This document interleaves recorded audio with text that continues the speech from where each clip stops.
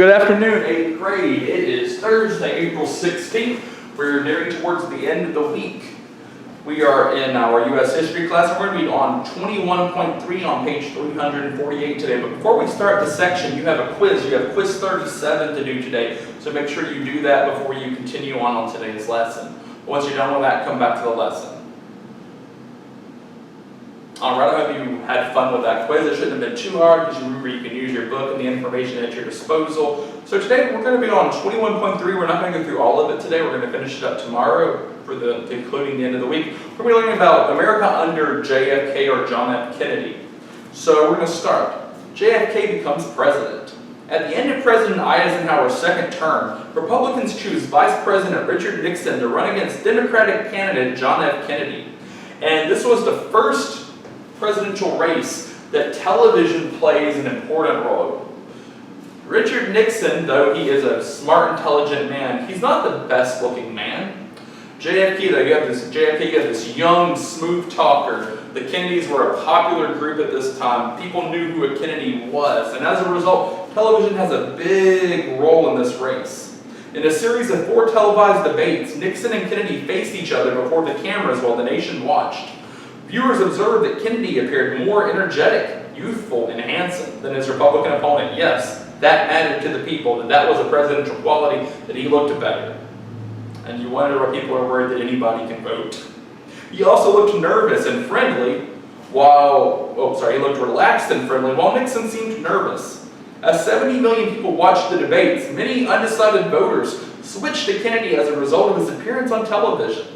Most people who listened to the debates on the radio, though, said that Nixon had actually won the debates, but television had a greater influence. Remember, at this time, more people watched TV than listened to radio. Kennedy won the 1960 presidential election by 118,000 votes, the closest presidential race of the 20th century up to that time. Some urged Nixon to contest the vote because of illegal voting practices in some Democratic districts, but Nixon declined. With 0.1% more of the popular vote, John F. Kennedy became the first Roman Catholic president of the United States. That's another thing. He's been the first and only Roman Catholic president. People actually were afraid of Catholics because they believed if a Catholic president became president, in reality, the Pope would be the president. So let's learn about some foreign policy under JFK. As a result of Cold War tensions between the United States and the Soviet Union, foreign events soon took center stage in the Kennedy administration.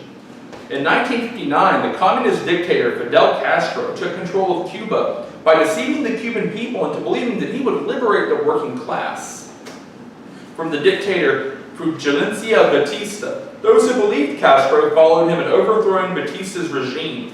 Once in power, Castro admitted he was actually a communist dictator and quickly set up a communist dictatorship in Cuba. Many freedom-loving Cubans escaped to the United States in April 1961. And as a result, they were going to plan, with America's help, to retake Cuba. And Kennedy promised up and down to these communist rebels these Cuban rebels that if you were to go back to your country and overthrow Castro, we're going to supply airdrops, we're going to bring you air power, extra men. So they go, and for whatever reason, Kennedy betrays them. He backs out. He doesn't even bother to tell them that he's not going to send aid. They find out as they're dying and being shot on the beach. They come to the realization that America is not going to send any aid, and it took a long time for Cubans to have any sort of respect for Democrats as a result of this. President Kennedy had promised to give these men air cover and support, but he backs down. So that happens. But let's talk about East and West Germany for a little bit too. This is more communist things that are happening. The Berlin Wall. After the failure at the Bay of Pigs, Soviet leader Khrushchev decided to renew his threats to invade West Berlin. Kennedy told Khrushchev that the United States would use armed forces to keep West Berlin free from communism. The president called 145,000 National Guardsmen and military reservists to strengthen American defenses and asked Congress for more money to build weapons. West Berlin was a sore spot for the Soviets. Over 4,000 East Germans per week were escaping to freedom in West Berlin, making communism look bad in the eyes of the world. The economy of East Germany could not afford to lose any more skilled workers to the West. On August 13, 1961, the communists solved their problem by putting a barbed wire fence between East Berlin and West Berlin.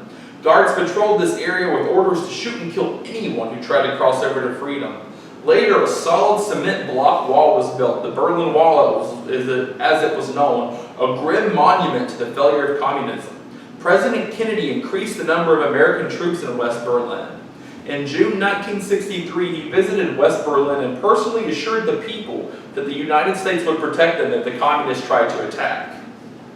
President Kennedy decided that he must take a firm stand against communism if America was to remain strong. And in October of 1962, Kennedy had heard that Cuban missile silos were being built on the island to arm Cuba with nuclear missiles to be used against America, and he sends a naval blockade around Cuba to keep the Soviet Union from shipping these missiles. Because Cuba is only 90 miles from Florida, and those missiles could reach anywhere in the United States if they were planted there. At first, the Soviet leader Nikita Khrushchev refused to back down, and the Cuban Missile Crisis had the entire world on the brink of nuclear war. But President Kennedy remained firm, and the United States had a clear weapons advantage over the Soviet Union due to wise military planning and economic prosperity. Kennedy forced the communists to stop sending nuclear weapons and remove the ones that were in Cuba. In return, he promised that no American president would ever invade Cuba and deliver it from communist control. And he also creates what's known as the Peace Corps.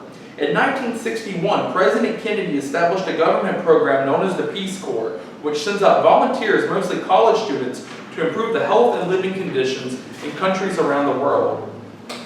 By 1965, there were 10,000 Peace Corps volunteers working in 46 countries. Unfortunately, some Peace Corps volunteers also introduced distrust of Christian missionaries, disregard for private property, and dependencies on government socialism. Many Peace Corps workers served in Latin America, following up on FDR's Good Neighbor policy.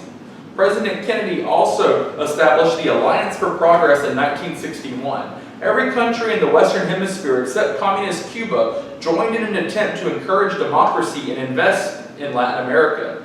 Kennedy believed that poverty made these countries vulnerable to communism. The United States spent several $1 billion on this program, but progress was very slow.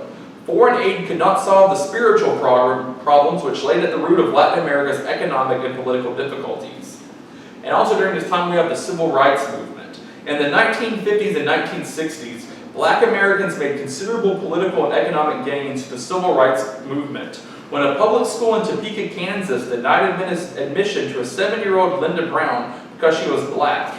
Court proceedings resulted in a 1954 Supreme Court ruling known as Brown versus Board of Education, which ruled that separate but equal, which was a previous case which made segregation illegal, there was no such thing as separate but equal. And as a result, desegregation of all public schools begins. In December of 1955, a black woman named Rosa Parks boarded a city bus in Montgomery where she was told to go to the back of the bus, and she refused and was arrested.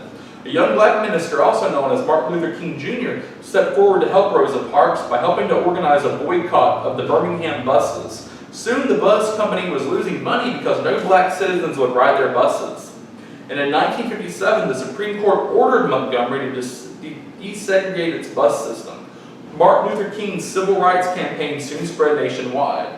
However, some communities did not obey the Supreme Court order to desegregate their schools. In 1957, Governor Orville E. Faubus of Arkansas ordered the Arkansas National Guard to bar black students from Little Rock Central High School. President Eisenhower promptly sent 1,000 federal paratroopers to Little Rock to guard these 9 black students and drafted those National Guards members as military personnel under his control. Because remember, the president is the head of the Army.